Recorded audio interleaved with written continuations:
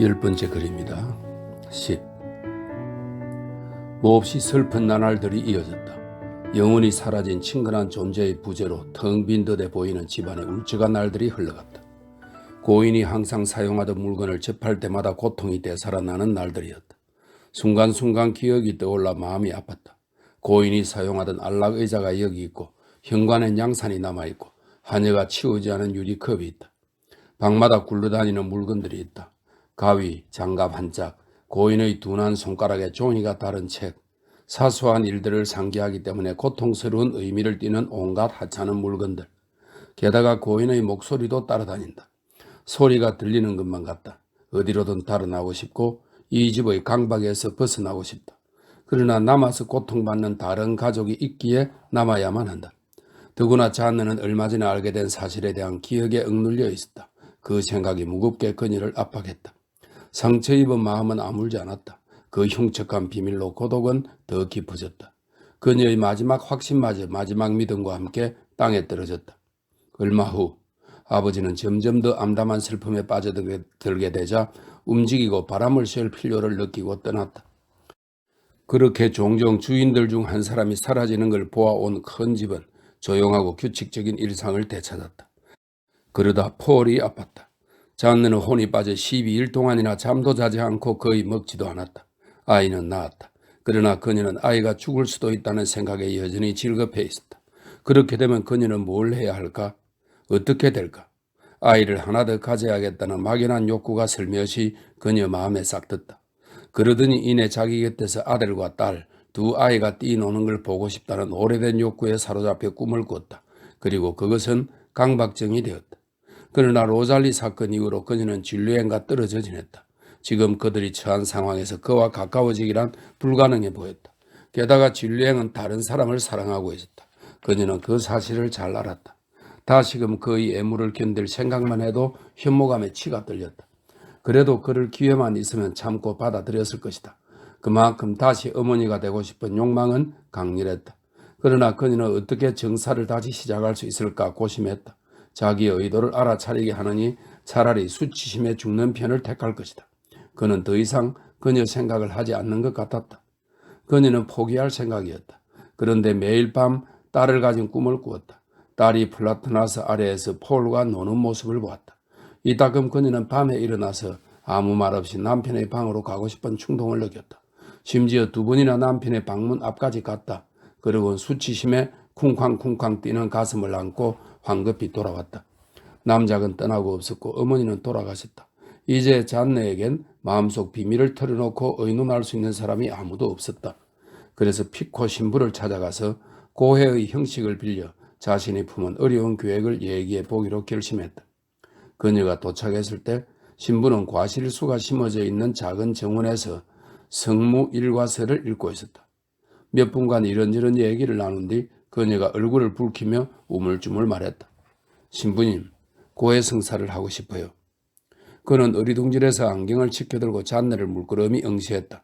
그러다 웃음을 터뜨렸다. 부인께서 양심에 걸리는 큰 죄를 지었을 리 없을 텐데요. 그녀가 몹시 당황하며 다시 말했다.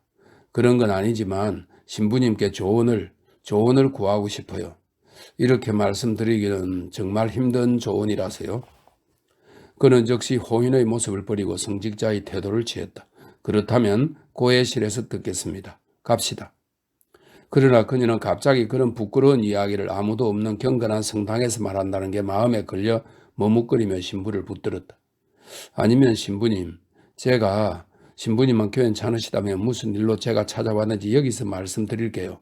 저기 저 아래 정자 아래로 앉으실까요? 그들은 천천히 걸어 그곳으로 갔다.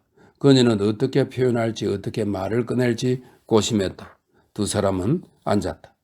그녀는 마치 고해라도 하듯이 말을 시작했다. 신부님. 그러더니 머뭇거리다가 다시 반복했다. 신부님. 그리고 몹시 난감해하며 입을 다물었다. 신부는 배 위에 두 손을 얹고 깍지 낀 채 앉아 기다렸다. 그녀가 난처해하는 걸 보고서 그는 용기를 복두뒀다. 용기가 안 나시나 보군요. 자, 용기를 내세요. 그녀는 위험에 뛰어드는 급쟁이처럼 결심했다. 신부님, 저는 아이를 하나 더 갖고 싶어요. 신부는 말 뜻을 이해하지 못하고 아무 대답도 하지 않았다. 그녀는 어떻게 말해야 할지 당황해서 설명했다. 이제 저는 혼자예요. 아버지와 남편은 그의 사이가 좋지 않고 어머니는 돌아가셨어요. 그리고 그녀는 몸을 떨며 아주 나지막에 말했다. 지난번에 하마터면 아들을 잃을 뻔했어요. 그 아이를 잃었다면 제가 어떻게 되었을까요? 그러곤 입을 다물었다. 신부가 갈피를 잡지 못하고 그녀를 바라보았다. 자, 본론을 말씀하시죠. 그녀가 거듭 말했다. 저는 아이를 하나 더 갖고 싶어요. 그러자 촌부들이 끄덕김없이 던지는 걸쭉한 농담에 길든 신부가 짓궂게 고개를 끄덕이며 대답했다. 그렇다면 오직 부인께 달린 일인 것 같은데요. 그녀는 천진한 눈을 그를 향해 들고는 당황해서 말을 더듬었다. 그런데 그 한의에 대해 신부님이 잘 아시다시피 제 남편과 저는 완전히 떨어져서 살고 있어요. 시골의 난잡한 생활과 품위 없는 풍속에 익숙해 있던 신부는 그 폭로에 깜짝 놀랐다. 그는 불현듯 젊은 부인의 진짜 욕망을 알아차렸다고 생각했다. 그래서 그녀의 번뇌에 대해 호의와 연민을 가득 품고 곁눈질로 그녀를 바라보며 말했다. 네, 무슨 말씀인지 잘 알겠습니다. 부인께서 독수 공방을 힘들어 하신다는 걸 알겠습니다. 부인은 건강하고 젊습니다. 그건 지극히 자연스러운 일입니다. 그는 시골 사제의 노골적인 기질을 드러내며 다시 미소 지었다. 그러곤 잔느의 손을 가만히 두드렸다. 그건 허락된 일입니다. 계율로도 분명히 허락된 일입니다. 육신의 일은 오직 결혼 생활 안에서만 욕망할지다. 부인께서는 결혼하셨지 않습니까? 순물을 훔치는 일이 아니지 않습니까? 이번에는 잔느가 신부의 암시를 이해하지 못했다. 그런데 곧 그 의미를 파악하고 그녀는 당황해서 얼굴이 새빨개졌고 눈에 눈물까지 맺혔다. 오, 신부님, 무슨 말씀을 하시는 거죠? 무슨 생각을 하시는 거예요? 제 말은 흐느낌이 쏟아져 그녀의 말문을 막았다. 신부는 깜짝 놀라 그녀를 달랬다. 부인을 힘들게 할 생각은 없었습니다. 농담을 조금 했을 뿐입니다. 정직한 사람이라면 이런 농담을 못할 게 없지요. 그렇지만 저를 믿으세요. 저를 믿으셔도 좋습니다. 제가 줄리앵 씨를 만나보겠어요. 그녀는 더 이상 무슨 말을 할지 알지 못했다. 그녀는 신부의 개입이 서툴고 위험할 것 같아서 거부하고 싶었지만 감히 말을 하지 못했다. 그래서 고맙습니다 신부님 하고 더듬거리며 말한 뒤 도망치듯 자리를 떴다. 일주일이 흘렀다. 그녀는 걱정 어린 불안에 휩싸여 지내고 있었다. 어느 날 저녁 식사 후 진류행이 입가에 웃음기 섞인 주름을 지으며 야릇하게 그녀를 바라보았다. 그가 빈정거릴 때 짓는 표정임을 그녀는 알고 있었다. 심지어 그는 지각하기 힘들 만큼 미미하게 조롱기 어린 정중한 태도마저 보였다. 두 사람이 어머니가 걷던 산책로를 거닐 때 그가 잔느의 귀에 대고 아주 나지막에 말했다. 이제 우리 사이가 좋아졌나 보오? 그녀는 아무 대답도 하지 않았다. 바닥에 풀이 돋아나 이제는 그의 눈에 보이지 않는 직선을 응시하고 있었다. 남작 부인의 발이 남긴 자국이었는데 기억이 지워지듯 지워지고 있었다. 잔느는 슬픔이 엄습해 심장을 죄어오는 것 같았다. 모든 사람과 멀리 떨어져 인생에서 홀로 길을 잃고 헤매는 느낌이었다. 줄리앵이 다시 말했다. 나야 더 이상 바랄 게 없지. 당신이 싫어하는 줄 알았는데. 해가 지고 있었고 대기는 포근했다. 울고 싶은 욕구가 잔느를 짓눌렀다.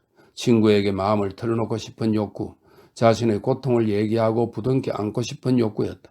흐느낌이 목구멍까지 차올랐다. 그녀는 두 팔을 벌리고 줄리앵의 가슴에 무너졌다. 그리고 울었다. 놀랑거린 자신의 가슴에 묻은 얼굴을 볼 수 없어 그녀의 머리카락만 바라보았다. 그는 그녀가 여전히 자신을 사랑한다고 생각했고 그녀의 올린 머리에 입을 맞추었다. 그리고 두 사람은 아무 말 없이 집으로 돌아갔다. 그는 그녀를 따라 침실로 갔고 그녀와 함께 밤을 보냈다. 예전과 같은 관계가 다시 시작되었다. 그는 의무처럼 행했지만 싫지는 않은 모양이었다. 그녀는 다시 임신하는 순간 영원히 그 관계를 끊으리라 마음먹고 혐오스럽고 괴롭지만 불가피한 일처럼 감내했다. 그러나 그녀는 남편의 애무가 전과 달라 보인다는 걸 곧 알아차렸다. 전보다 세련된 것 같지만 덜 완전했다. 그는 평온한 남편으로서가 아니라 신중한 애인으로서 잔느를 대했다. 그녀는 놀라서 관찰했고 곧 그의 정사 행위가 수정이 이루어지기 직전에 멈춘다는 사실을 알아차렸다. 그래서 어느 날 밤 입을 맞추면서 그녀가 중얼거렸다. 왜 당신은 예전처럼 내게 당신을 온전히 내주지 않는 거죠? 그가 희죽거리며 말했다. 당신을 임신시키지 않으려는 거요. 그녀는 소스라쳤다. 당신은 왜 아이를 더 원치 않아요? 그는 놀라서 마비된 것 같았다. 뭐라고? 당신 미쳤어? 아이를 더 갖겠다고? 절대 안 될 일이지. 빽빽거리며 울고 모든 사람을 정신없게 만들고 돈도 드는데 하나로도 많아. 아이를 하나 더 갖겠다고? 안 되지. 그녀는 그를 끌어안고 입 맞추고 사랑으로 감싸며 속삭였다. 제발 한 번만 더 엄마가 되게 해줘요. 그러나 그는 그녀가 자신에게 상처라도 입힌 것처럼 화를 냈다. 정말이지 당신은 정신이 나갔군. 제발 어리석은 짓 말아요. 그녀는 입을 닫고 계략을 써서 그녀가 꿈꾸는 행복을 얻어내고 말리라 작심했다. 그래서 광적인 열정을 연기하고 흥분한 척 두 팔로 그를 끌어안으며 정사 시간을 늘리려고 애썼다. 온갖 술책을 동원했다. 그러나 그는 자제했다. 단 한 번도 자존심을 잃지 않았다. 그러자 점점 더 집요한 욕망에 사로잡혀 극단까지 내몰린 그녀는 무엇든지 무릅쓰고 무엇이거나 할 태세가 되어 피코 신부를 다시 찾아갔다. 신부는 점심 식사를 끝내는 참이었다. 식사 후에는 늘 심장 박동이 빨라져 그는 얼굴이 몹시 빨개졌다. 잔느가 들어서는 걸 보자 그가 외쳤다. 어떻게 되셨습니까? 자신의 중재 결과를 알고 싶었던 것이다. 이제는 수줍음도 있고 확고한 결심이 선 그녀가 즉각 대답했다. 제 남편은 더 이상 아이를 원치 않아요. 흥미가 동한 신부는 고혜 씨를 즐겁게 만드는 침실의 비밀을 파헤칠 태세로 호기심을 보이며 그녀를 향해 고개를 돌렸다. 그가 물었다. 어째서 그렇지요? 그녀는 단호하게 마음을 먹었지만 막상 설명을 하려니 당황했다. 그러니까 거인은 저를 어머니로 만들길 거부해요. 신부는 이해했다. 그런 일을 잘 알았던 것이다. 그래서 굶은 사람이 식탐을 드러내듯 자세하고 꼼꼼한 세부 사실을 물었다. 얼마 후 신부는 잠시 곰곰이 생각하다가 평온한 목소리로 마치 잘된 수학에 대해 이야기하듯이 그녀에게 모든 문제를 해결해 줄 교묘한 행동 지침을 일러주었다. 부인에게는 한 가지 방법밖에 없습니다. 부인이 임신했다고 믿게 하는 겁니다. 그러면 더 이상 조심하지 않을 겁니다. 그러면 정말 임신하게 되실 거고요. 그녀는 눈까지 빨개질 정도로 얼굴을 붉혔다. 그러나 단단히 결심했기에 집요하게 물었다. 그런데 그 사람이 믿지 않으면 어떡하죠? 신부는 남자들을 이끌고 휘어잡는 방법도 잘 알고 있었다. 모든 사람에게 임신 사실을 알리세요. 가는 곳마다 얘기하세요. 결국 남편분도 믿게 될 겁니다. 그러더니 이 계략에 대한 죄를 사하려는 듯 덧붙였다. 이건 어디까지나 부인의 권리입니다. 교회는 남녀 사이의 관계를 오직 생산을 목적으로 했을 때만 허용하니까요. 그녀는 그 꾀바른 조언을 따랐고 보름 뒤 줄리앵에게 임신한 것 같다고 알렸다. 그가 펄쩍 뛰었다. 있을 수 없는 일이야. 그럴 리가 없어. 그녀는 그런 의심이 드는 이유를 말했다. 그러나 그는 애써 걱정을 떨치며 말했다. 조금 기다려 봅시다. 알게 되겠지. 이후 그는 매일 아침 물었다. 어때요? 그러면 언제나 그녀는 대답했다. 아니, 아직이요. 임신한 게 아니라면 내가 잘못 생각한 거겠죠. 그는 이제 놀라다 못해 화를 내고 침통해야 했다. 그래서 그듯 말했다. 도무지 이해할 수가 없어. 어떻게 그런 일이 일어났는지 알 수만 있다면 내 목이라도 매겠어. 한 달 뒤 그녀는 사방에 소식을 알렸다. 복잡하고 미묘한 수치심 때문에 질베르트 백작 부인에게만 알리지 않았다. 첫 불안을 느낀 뒤로 줄리앵은 더 이상 그녀를 가까이 하지 않았다. 얼마 지나자 그는 화를 내면서 체념하고 선언했다. 바라지도 않은 아이가 하나 생겨버렸군. 그러곤 다시 아내의 침실을 드나들었다. 사제가 예견했던 일이 실제로 이루어졌다. 그녀는 임신했다. 그러자 그녀는 미칠 듯 기뻐하며 매일 저녁 방문을 잠그고 경유하는 막연한 신을 향해 감사의 마음을 품고 영원한 정죄를 맹세했다. 이제 그녀는 다시 행복하다고 느꼈고 어머니의 죽음이 남긴 고통이 빠르게 가라앉는 것에 놀랐다. 위로받을 길 없는 슬픔이라고 생각했는데 그 생생한 상처가 겨우 2달 만에 아물고 있었다. 이제 그녀에게 남은 건 그녀의 인생의 슬픔의 장막처럼 드리운 아련한 우수뿐이었다. 앞으로는 어떤 사건도 그녀에게 일어나지 않을 것 같았다. 아이들은 자랄 테고 그녀를 사랑할 것이다. 그녀는 남편에게 신경 쓰지 않고 조용히 기쁜 마음으로 늙어갈 것이다. 9월 말쯤 피코 신부가 아직 일주일치 얼룩밖에 없는 새 법의를 입고 의례적인 방문을 했다. 그는 후임자인 톨베악 신부를 소개했다. 마르고 키가 아주 작고 과장해서 말하는 매우 젊은 사제였는데 눈그늘이 지고 움푹 팬 두 눈에서 과격한 기질이 드러났다. 늙은 신부는 고데르빌의 주임 사제로 임명되었다. 잔느는 그가 떠난다는 사실에 슬펐다. 그 호의는 그녀의 모든 추억과 이어져 있었다. 그가 그녀의 결혼식을 집전했고 폴에게 세례를 주었으며 남작 부인의 장례도 맡아주었다. 농가 마당을 따라 지나가는 피코 신부의 뚱뚱한 배가 빠진 애투방은 상상할 수가 없었다. 그녀는 신부가 유쾌하고 자연스러워 좋아했다. 그는 승진을 했는데도 즐거워 보이지 않았다. 그는 말했다. 백작 부인, 마음이 아픕니다. 제가 이곳에서 지낸 세월이 18년입니다. 이 마을은 소득도 별로 없고 큰 가치도 없습니다. 남자들은 필요한 신앙심 이상을 갖고 있지 않고 여자들은 아시다시피 행실이 그리 바르지 못합니다. 처녀들은 배가 부르고 나서야 결혼을 하러 성당을 찾습니다. 순결과 결혼을 상징하는 오렌지 꽃이 이 고장에서는 그리 가치가 높지 않습니다. 그래도 할 수 없지요. 저는 이 마을을 사랑했습니다. 새 신부는 조급한 몸짓을 보였고 얼굴이 붉어졌다. 그가 퉁명하게 말했다. 제가 있는 한 그 모든 게 달라져야 할 겁니다. 이미 낡았지만 깨끗한 법의를 걸친 그는 연약하고 깡말라서 꼭 성미급한 아이같이 보였다. 피코 신부는 곁눈질로 그를 바라보며 기분 좋을 때 늘 하던 대로 말했다. 보세요, 신부님. 그런 걸 못하게 하려면 신도들을 묶어둬야 할 겁니다. 아마 그래도 소용없을 겁니다만. 젊은 신부는 뻣뻣한 말투로 대답했다. 두고 보십시오. 그러자 늙은 신부는 콧담배를 들이마시며 미소 지었다. 나이가 들면 차분해지실 겁니다. 신부님, 경험도 필요할 거고요. 잘못하면 마지막 남은 신도들마저 성당에서 멀어지게 만들 뿐일 겁니다. 이런 고장 사람들은 신도이긴 하지만 개처럼 언제 돌변해서 물지 모르니 조심하세요. 몸이 좀 불어 보이는 처녀가 주일 강론에 들어오는 걸 보면 나는 생각합니다. 저 처녀가 내게 교구민을 한 사람 더 데려오는구나. 그리고 그 처녀를 결혼시키려고 애씁니다. 이곳 사람들이 잘못을 범하는 걸 막지는 못하실 겁니다. 그러나 남자를 찾아서 아이 엄마를 버리지 못하게 막을 수는 있지요. 신부님, 그들을 결혼시키세요. 그 밖의 일은 신경 쓰지 마시고요. 새 신부는 퉁명스레 대답했다. 신부님과 저는 생각이 다릅니다. 자꾸 얘기해봐야 소용없겠습니다. 피코 신부는 자기 마을을 사제관 창문으로 바라보던 바다를 성무 일과수를 암송하러 들르던 깔때기 모양의 작은 계곡을 떠나는 걸 아쉬워했다. 두 사제는 작별 인사를 했다. 늙은 사제가 잔느를 끌어안자 잔느는 울음을 터뜨릴 뻔했다. 일주일 뒤 톨비악 신부가 다시 찾아왔다. 그는 왕국을 차지하게 된 군주가 할 법한 식으로 자신이 수행할 계획에 대해 말했다. 그러더니 자작 부인에게 주일 미사에 절대 빠지지 말고 모든 축일의 영성체를 다하도록 당부했다. 부인과 저 같은 사람이 이 고장의 머리입니다. 우리가 이곳을 다스리고 귀감이 될 모범을 보여야 합니다. 우리가 하나가 되어야 힘도 얻고 존경도 받습니다.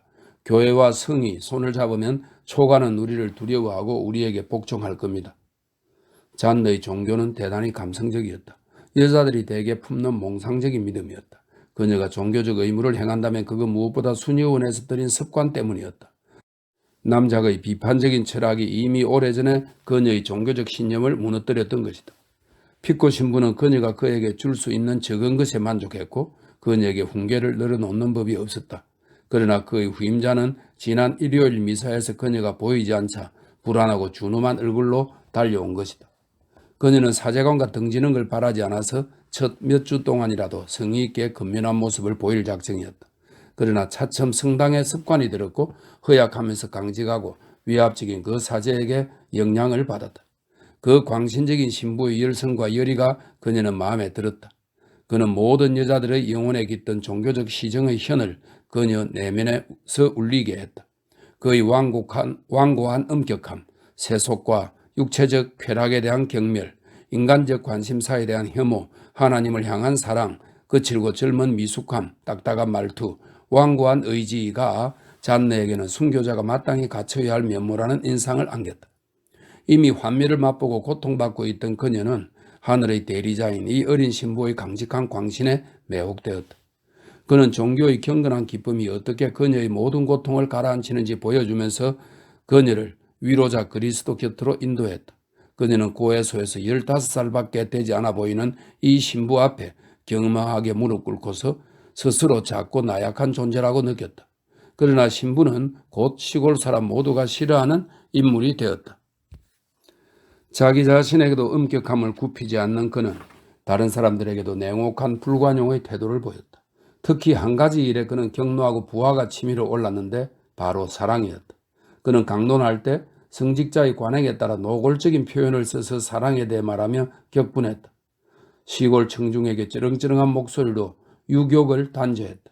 그는 화가 나서 말할 때 그 이미지들이 머릿속에 떠올라 분노로 몸을 떨었고 발까지 굴렀다.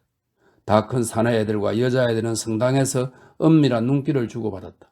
이런 일에 대해 농담하기를 좋아하는 늙은 농부들은 미사를 끝내고 파란 작업복 차림의 아들과 검은 외투를 걸친 아내와 함께 농가로 돌아가면서 그 작은 신부의 편협함을 좋게 말하지 않았다. 그래서 온 고장이 술렁이었다. 사람들은 고해소에서 신부가 보이는 엄격한 태도에 대해 그리고 그가 부고하는 혹독한 고행에 대해 목소리 낮춰 수군대했다. 그가 순결을 훼손한 여자애들에게 사면을 고집스레 거부하자 조롱마저 끼어들었다. 주길의 대미사 때 젊은 사람들이 다른 사람들처럼 앞으로 나가서 성체 배령을 하지 않고 그냥 자리에 남아있는 걸 보고 모두들 대미사를 비웃었다. 곧 그는 마치 밀렵꾼들을 추격하는 감시인처럼 사랑하는 연인들의 만남을 가로막기 위해 염탐했다. 그리고 달밤에 도랑 주변에서 흙간 뒤에서 해안가 작은 언덕의 골풀 덤불 속에서 연인들을 내몰았다. 한 번은 자기 앞에서도 떨어지지 않는 두 연인을 발견했다. 그들은 서로 허리를 끌어안고 자갈 가득한 협곡에서 키스를 나누며 걷고 있었다. 신부가 외쳤다. 쌍스러운 것들 같으니 그만두지 못해? 그러자 남자가 돌아오며 대답했다. 신부님 신경 끄세요. 신부님과 상관없는 일이잖아요. 신부는 돌멩이를 주어 개들에게 하듯 그들에게 던졌다. 두 남녀는 웃으며 달아났다. 다음 일요일에 그는 신자들 앞에서 두 사람의 이름을 밝혔다. 이 고장의 모든 청년들이 미사에 가는 걸 그만두었다. 신부는 매주 목요일마다 성에서 저녁 식사를 했고 평일에도 자신의 고해자와 이야기하려고 자주 들렀다. 잔느도 신부처럼 흥분해서 비물질적인 것들에 대해 토론하며 복잡한 종교적 논쟁의 오래된 온갖 쟁점들을 다루었다. 두 사람은 그리스도와 사도들에 대해 성모와 교회 교부들에 대해 마치 잘 아는 사람들에 대해 말하듯 얘기하며 남작 부인의 산책로를 따라 함께 거닐었다. 이따금 멈춰서서 심오한 문제들을 제기하고 불가사의한 말을 횡설수설 주고받았다. 그녀는 불꽃처럼 하늘로 솟구치는 시적 추론에 빠져 길을 잃었고 조금 더 명확한 신부는 원의 구적을 수학적으로 증명하려는 편집광처럼 논쟁을 늘어놓았다. 진료행은 존경심을 갖고 새 신부를 대하며 거듭 말했다. 저 신부는 타협을 하지 않아서 마음에 들어. 그리고 자주 고해도 했고 기꺼이 성체 배령을 해 모범을 보였다. 이제 그는 거의 매일 푸르빌 댁으로 갔고 그 없이는 지내지 못하게 된 그 집 남편과 사냥을 했으며 백작 부인과 함께 비가 오거나 날씨가 굳어도 말을 탔다. 백작은 말했다. 두 사람은 말에 미쳤어요. 그렇지만 아내가 좋아하니. 11월 중순쯤에 남작이 돌아왔다. 그는 변해 있었다. 늙고 생기를 잃었으며 정신까지 잠식한 듯한 암울한 슬픔에 젖어 있었다. 몇 달 동안의 고독이 애정과 신뢰와 자애의 욕구를 키웠는지 딸을 향한 사랑은 더 깊어진 것 같아 보였다. 잔느는 자신의 새로운 생각과 톨비악 신부와의 친밀한 관계, 종교적 열정을 아버지에게 털어놓지 않았다. 그러나 남작은 신부를 처음 보자마자 격렬한 반감을 느꼈다. 그날 저녁 잔느가 신부님에 대해 어떻게 생각하세요? 하고 묻자 남작은 대답했다. 그 사람은 꼭 종교 재판관 같더구나 아주 위험한 인물일 거야. 그 후 친한 농부들을 통해 젊은 신부의 엄격함과 난폭함에 대해 타고난 본능과 자연법칙에 그가 가하는 박해에 대해 알게 되었을 때 남작은 신부를 향한 증오심이 깨어나는 걸 느꼈다.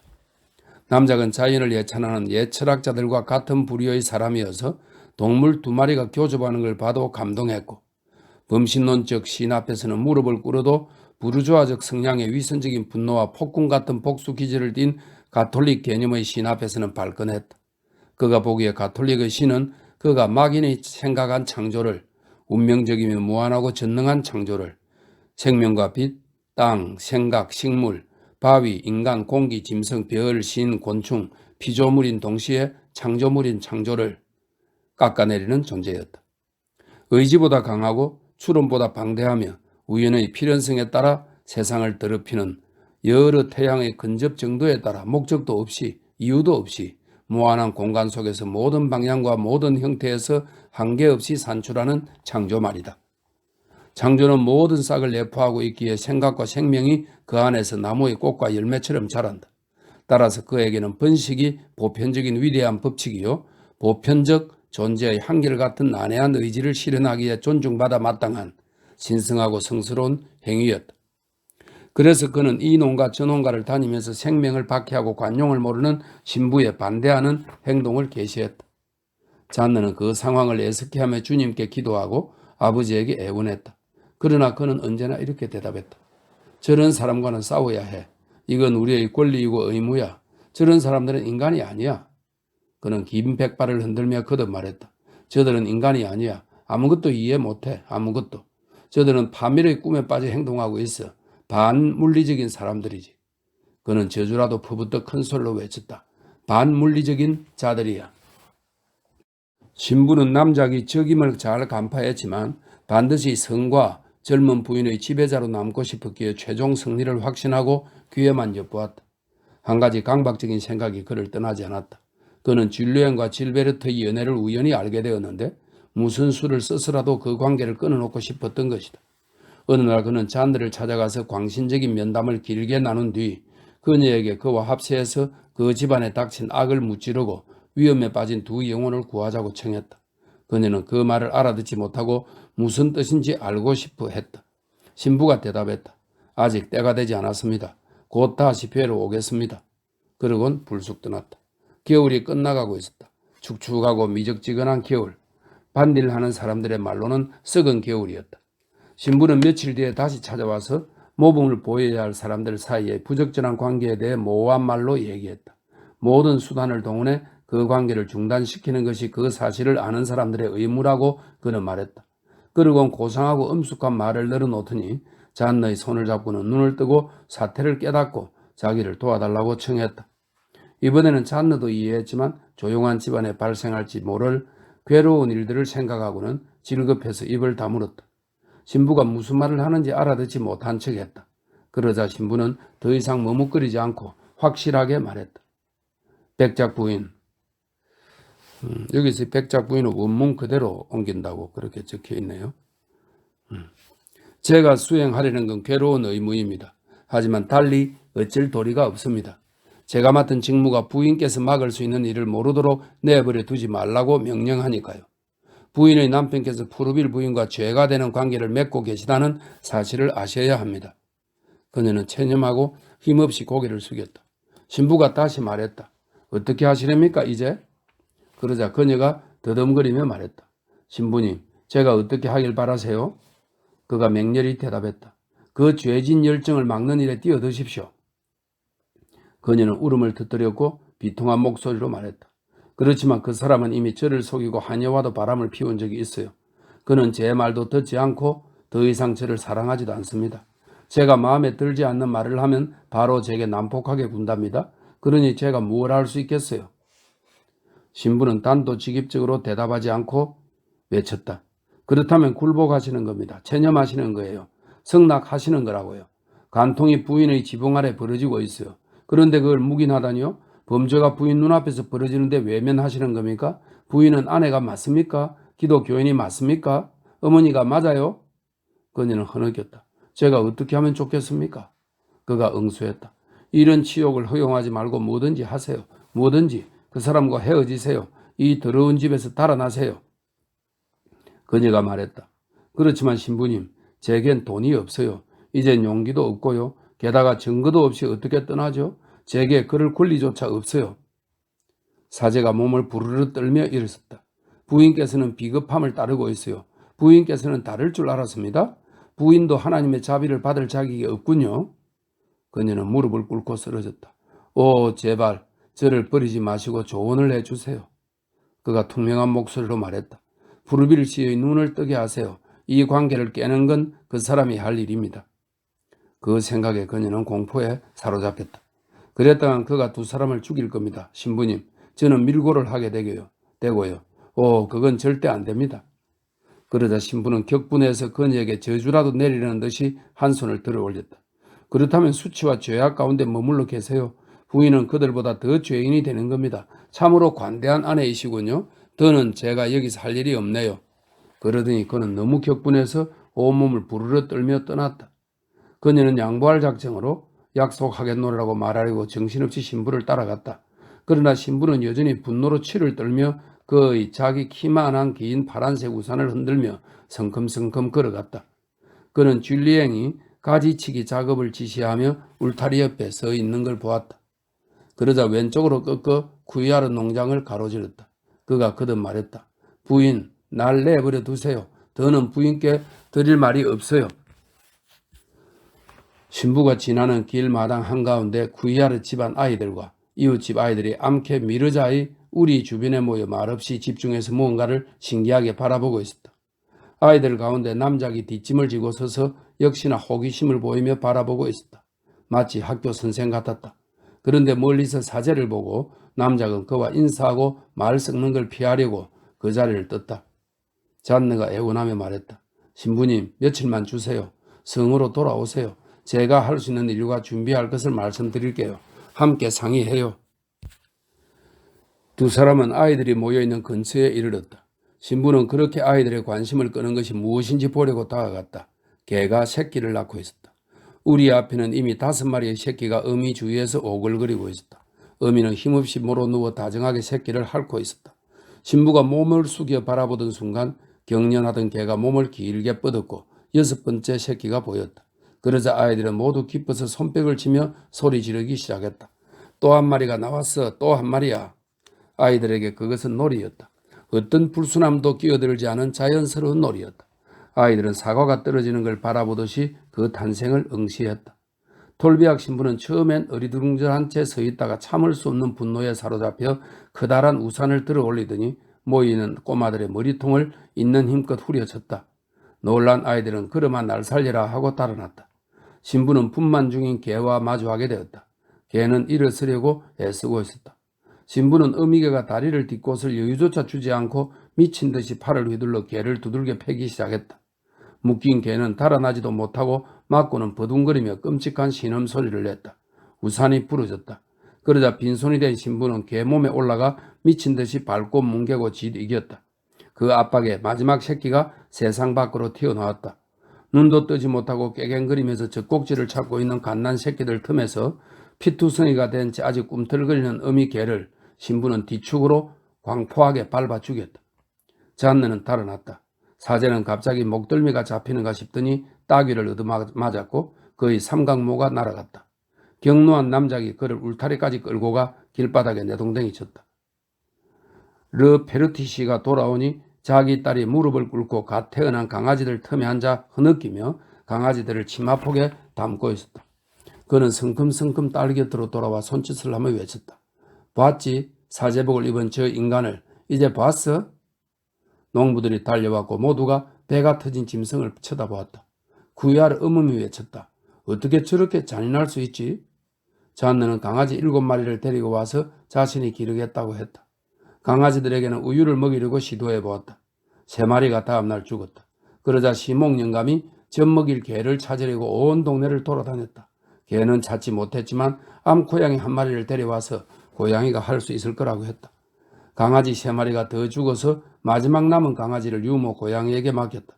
고양이는 새끼를 인해 받아들이고 모로 누워 젖꼭지를 물렸다. 강아지를 먹이느라 양어미가 기진맥진하지 않도록 보름 뒤에는 젖을 뗐고 잔느가 젖병으로 직접 먹였다. 그지는 강아지의 이름을 토토라고 지었다. 남작이 독단적으로 이름을 바꿔 강아지를 학살을 뜻하는 마사크르로 불렀다.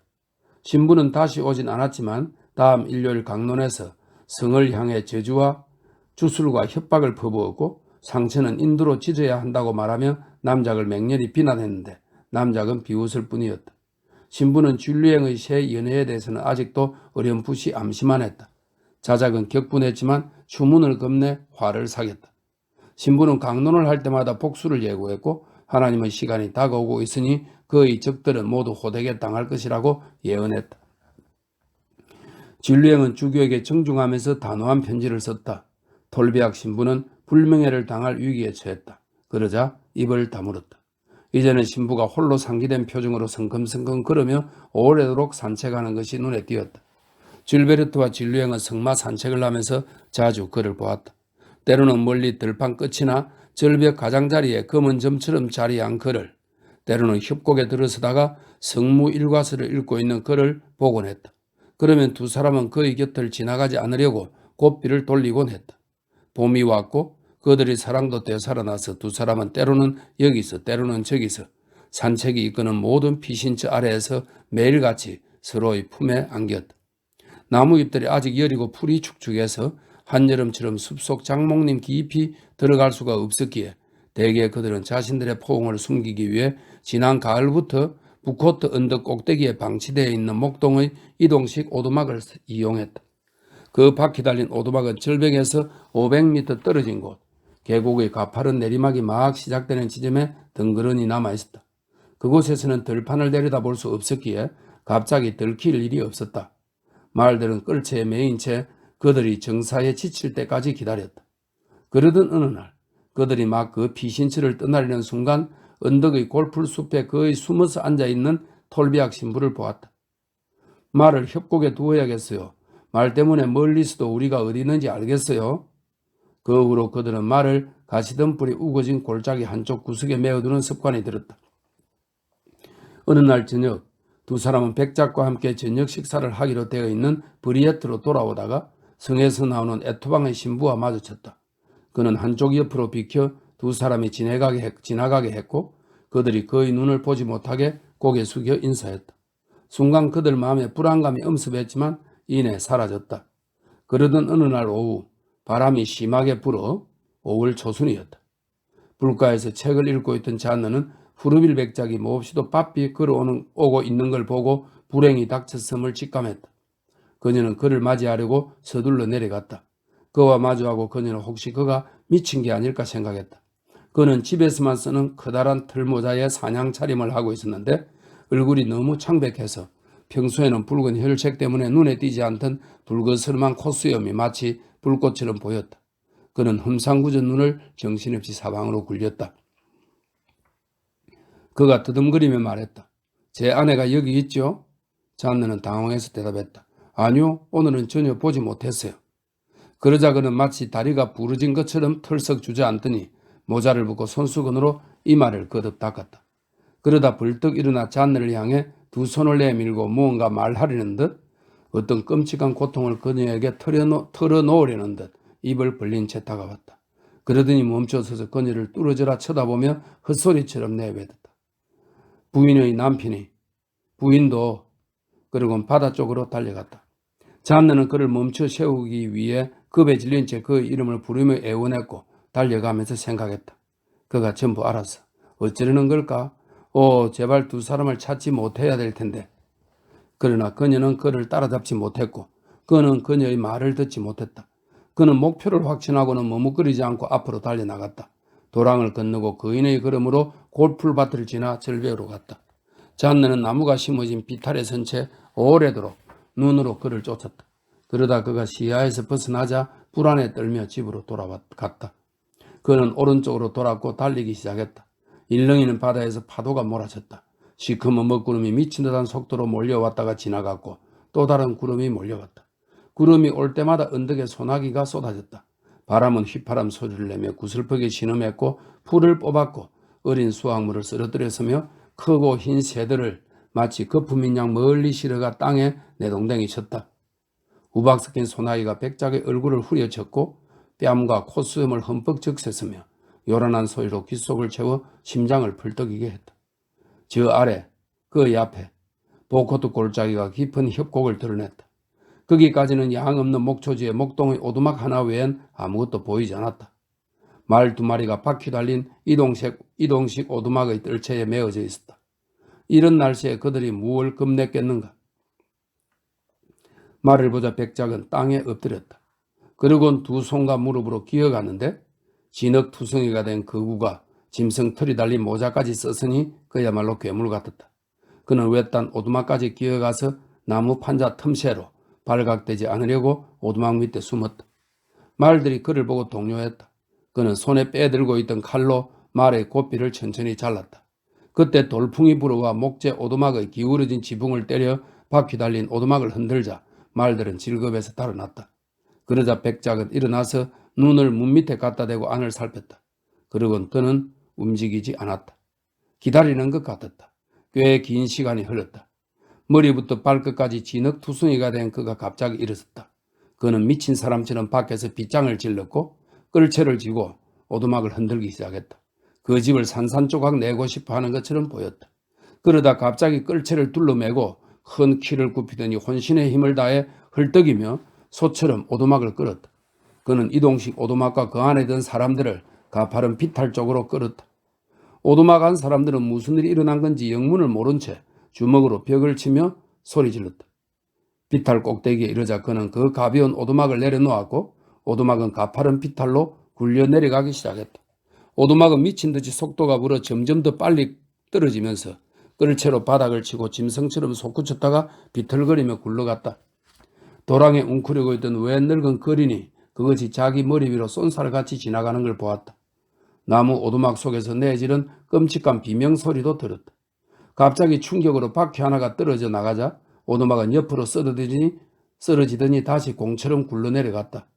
마치 집 한 채가 뿌리 뽑혀 산 꼭대기에서 굴러 떨어지는 것 같았다.